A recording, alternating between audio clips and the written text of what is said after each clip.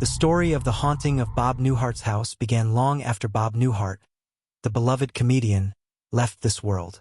His charming home, filled with memories of laughter and his iconic sense of humor, was sold to a young couple who had long admired the place for its blend of old Hollywood style and cozy warmth. The couple, Sarah and Mike, were in their early 30s, both working professionals who had recently moved to the area in search of a home with character. At first, the house seemed perfect. Nestled on a quiet street, it had a timeless quality, with its tall windows and spacious living room, not to mention the vintage touches that made it stand out from the cookie-cutter homes around it. Sarah and Mike were thrilled. The house felt welcoming, almost as if it were giving them a warm hug the moment they stepped inside. But soon, strange things began to happen. It started subtly, an inexplicable chill in the air during the dead of night, even when the thermostat was turned up high. It was only the occasional flicker of the lights or the soft creaking of floorboards that seemed normal at first. But then, one evening, Sarah was sitting in the living room, reading a book when she heard a voice. At first, it was a muffled murmur, like someone was speaking just around the corner. She stood up, heart racing, and glanced around the room. Nothing, just the quiet hum of the refrigerator in the kitchen. Over the next few weeks, the occurrences escalated. A television that they swore had been turned off would turn itself back on in the middle of the night. Random objects seemed to shift on their own keys, would vanish, only to reappear in places they had already searched. But the most unsettling thing of all was the laughter. A soft chuckle, low and almost endearing, would echo through the house at odd moments, filling the rooms with a sense of presence. Mike, a skeptic at heart, initially dismissed these events as nothing more than the house settling or their minds playing tricks. But one evening, as he sat alone in the study, writing reports for work, the door slammed shut with a force that made the entire room shake. As he opened it, expecting to find a draft, he noticed something even stranger. The furniture seemed out of place, as though it had been rearranged without explanation. That's when the realization hit them. They weren't alone. The couple began researching the house's history, digging through old records and speaking with neighbors. What they found only deepened the mystery. It turned out that the house had once belonged to Bob Newhart himself, a man known for his dry humor, quick wit, and delightful comedic timing. But the oddities didn't stop with the discovery of the house's former owner. The couple learned of a strange incident, a supposed haunting that had been whispered about in local circles for years. Neighbors recalled strange reports of Bob Newhart appearing at the house long after he was gone. At night, his silhouette was said to appear in the window, staring out at the street as if still pondering his next comedic bit. Some claimed they'd heard his distinct laugh echoing from within, despite the house being empty for years. Sarah and Mike, both fascinated and deeply unsettled, began to realize that the house was, in a way, still carrying the essence of its former occupant. Late one night, as they sat together in the living room, they heard it again. Bob's unmistakable laugh, followed by a faint voice that said, "Just a little more to the left." It was as though he was still making adjustments to the set, guiding them with his unique brand of humor, even from beyond. Over time, Sarah and Mike began to embrace the presence, sensing that it wasn't malevolent, but rather a playful reminder of the laughter that had once filled the home. They even started jokingly referring to the house as Bob's place, in a fond tribute to its former owner. And so, the haunting became part of their daily lives, a quirky reminder of Bob Newhart's spirit, still lingering in the place he had called home. Some nights, they could almost imagine him sitting across from them, sipping coffee, his dry wit offering them comfort in the strangest of ways. Though Bob was no longer physically there, in some inexplicable way he never truly left. The house had become a time capsule of laughter, memories, and a touch of the supernatural. And the new owners, Sarah and Mike, learned to live with the ghost of comedy past, never fully sure whether it was a haunting or just a special kind of afterlife. As the days stretched into weeks, and weeks into months, Sarah and Mike grew accustomed to the strange happenings that punctuated their life in Bob Newhart's old home. The occasional laughter, the fleeting sounds of footsteps in the hall when no one was there, The faint outline of a figure that seemed to linger just beyond the edges of their peripheral vision, all of it had become so ingrained in their daily routines that they almost stopped noticing. But that didn't mean the house wasn't still alive with its own peculiar energy. If anything, the house seemed to grow more vivid, more aware. The nights, particularly, were when the oddities seemed to come to life in the most striking ways. On evenings when the air felt heavy, thick with the promise of a storm or the kind of stillness that only occurs when the rest of the world has gone to sleep, Sarah would find herself drawn to the living room. It was almost as though the room itself beckoned her, as if it had something to say.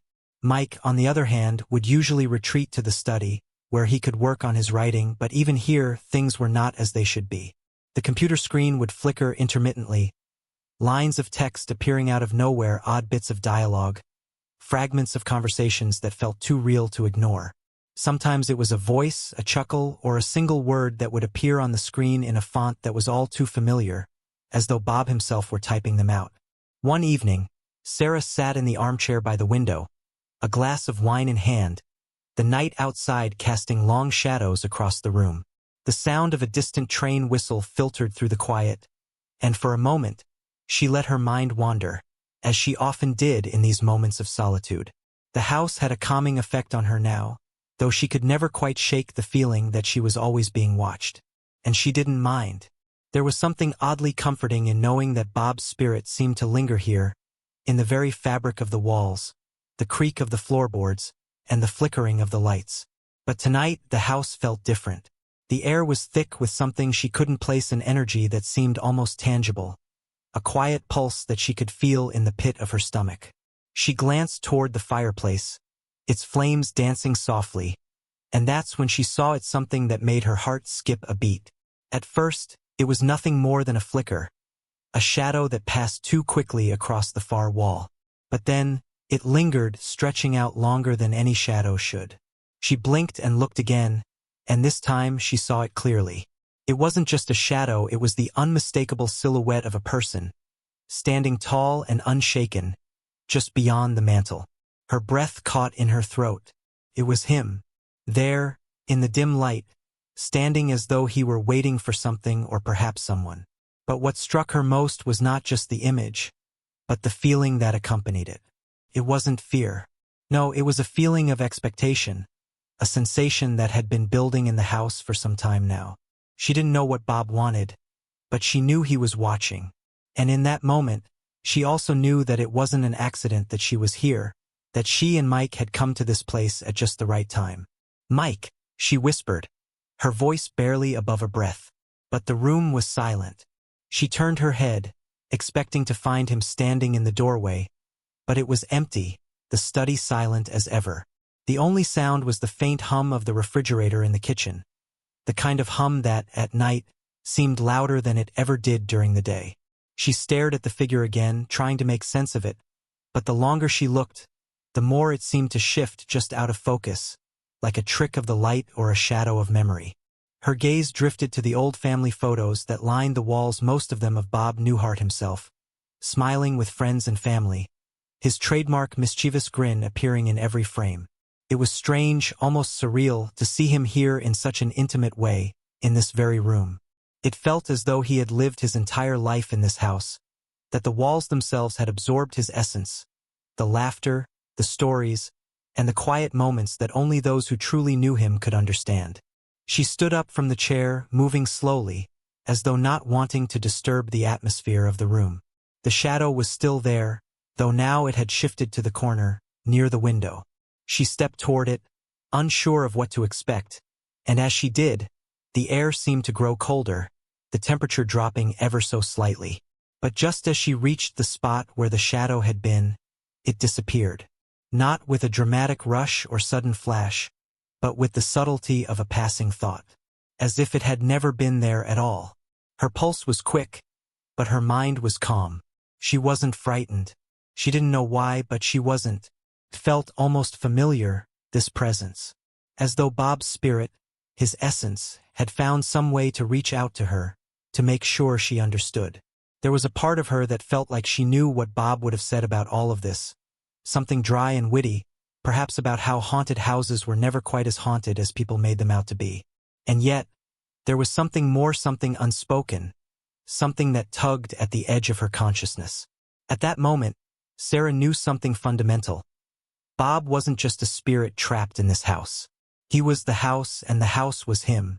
The jokes, the laughter, the quiet wisdom, all of it had become part of the very structure, woven into the fibers of the wood and the brick, a permanent fixture in the atmosphere.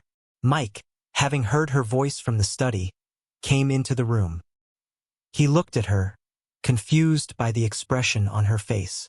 "Everything okay?" he asked, his voice soft and unsure. She looked at him, and for a long moment, she didn't answer. Instead, she simply smiled, a small, knowing smile. Then she whispered, almost to herself, "It's like he's still here. Don't forget to subscribe and like if you liked this story." Mike's eyebrows furrowed as he stepped closer, trying to gauge the weight of her words. He had never been a believer in the supernatural, and yet, seeing the intensity in her expression made him feel the first twinge of uncertainty. He glanced around the room, the same room that had become so familiar to them, yet now felt different somehow, like the air had thickened, become charged with something that he couldn't quite put his finger on. He had heard the whispers, seen the lights flicker, and felt that strange chill that seemed to follow them around at night. But his skepticism had always been a shield, blocking out the strange, unexplained moments. Still, Sarah's words had a weight to them, something undeniable in her voice that made him pause. "Are you okay?" he asked again, his tone softer this time, a flicker of concern mingling with the confusion in his voice. Sarah didn't immediately answer. Instead, she moved to the window, peering out into the dark street that stretched out before them, the streetlights casting pools of golden light on the pavement. The world outside seemed so normal, so unaffected by the strange occurrences that had been steadily accumulating in their home. But inside, the atmosphere was different. It wasn't just the occasional creaking or the sound of footsteps that didn't belong to them. It was as though the entire house had been filled with a quiet, lingering energy, a presence that they could feel but not entirely comprehend. She turned back to Mike, her face pale in the dim glow of the room's single lamp. "I saw him," she said quietly, her voice almost a whisper, but it was firm, resolute. "Right here, standing in front of the mantel, just like he was waiting for something." Mike felt his heart rate increase slightly, the room suddenly feeling too small for the both of them. "Saw who?" he asked, already knowing the answer. But his disbelief was holding on, clinging to the rational, to the logical explanations they had leaned on before. "Bob. I saw him, his shadow, his silhouette, standing there like he used to, like he was waiting for a punchline." She shook her head, as if trying to convince herself that she wasn't imagining things. "He was here, Mike. I know it sounds crazy, but it's true." For a moment, Mike said nothing, his mind racing as he processed the information. Part of him wanted to dismiss it outright, to chalk it up to exhaustion, to the stress of moving into a new house with its quirks and creaks. But there was something about Sarah's expression that stopped him, something in her eyes that spoke of more than just a fleeting hallucination or a bad dream. She wasn't the type to be easily swayed by superstition, and yet here she was, staring at him with an intensity that made him wonder if maybe, just maybe, something beyond the ordinary was at play. I don't know what to say," Mike muttered, running a hand through his hair. The rational side of him was fighting hard to regain control, but the look in Sarah's eyes made it difficult to ignore the growing sense of unease that had been creeping up on him for weeks. He tried to focus on the logical. There had to be some explanation. Perhaps a draft had caused the shadow to appear, or maybe it was a trick of the light. But the longer he stood there, the more he realized that the explanations he clung to were slipping away like sand through his fingers. Sarah stood in the middle of the room, her gaze drifting back to the fireplace, as if she half expected to see him again, to witness the apparition once more. The house, as if on cue, seemed to respond to her unease. A low creak echoed through the floorboards, followed by a soft thud. The sound came from upstairs, from the hallway that led to the bedrooms. The couple froze, their eyes meeting. "Did you hear that?" Mike asked, his voice tight with a mixture of disbelief and wariness. Sarah nodded, her expression serious. It's him. I think he's trying to tell us something. With a hesitant glance at each other, the two of them moved toward the staircase, their footsteps tentative, almost hesitant, as if the house itself might open its mouth and swallow them whole. The air was heavier here, thick with anticipation, like the house had been holding its breath, waiting for them to understand something that they were not yet ready to see. The staircase was narrow, the worn-wood groaning under their weight as they ascended, the dim light from the hallway casting long, distorted shadows along the walls. The air felt colder here, a noticeable chill that seemed to seep through the walls themselves. Mike tried to shake off the feeling, but it clung to him, seeping into his bones, making his skin prickle with discomfort. The house felt different on this floor, older somehow, as if the very structure had seen more than it was willing to share. At the top of the stairs, they paused. The hallway stretched out before them, lined with closed doors to the bedrooms, each of them silent, their darkened interiors uninviting. A faint glow emanated from under one of the doors, the door to the master bedroom. It was an odd thing, the way the light flickered, like a candle struggling to stay alight, casting an almost ethereal glow on the walls. Without a word, Sarah reached for the door handle. Her hand hovered just above it for a second, as though she could sense something on the other side, something that was waiting for them. Mike stood behind her, unsure of what to do, feeling the weight of the moment press down on him. The air felt thick with tension, almost suffocating, and it was as though every corner of the house was closing in on them, watching their every move. Sarah turned the handle and the door creaked open.